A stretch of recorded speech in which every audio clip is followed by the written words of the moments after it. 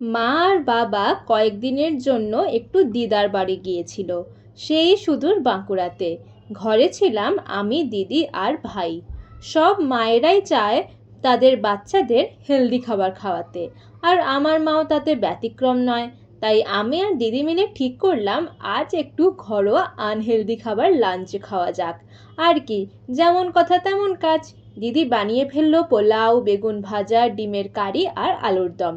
বেগুন ভাজাটায় তেলটা একটু বেশি ছিল বলে খেতে কিন্তু দারুণ লাগছিল। দেন খেলাম ডিমের কারিটা দিয়ে, দেন আলুর দম দিয়ে। সবগুলোর টেস্ট অসাধারণ ছিল। আর পোলাওয়ের টেক্সচারটা দেখে তো বুঝতেই পারছো যে এটা ভাতের চাল দিয়ে বানানো, বাট খেতে কিন্তু খারাপ লাগছিল না। সব মিলিয়ে সেদিনের লাঞ্চ ছিল একদম জমজমাট। সো এটা ছিল মা বাড়ি নেই ডে 1। বাকি দিনগুলোতে কি খেলাম তা আসছে পরের ব্লগে। টাটা।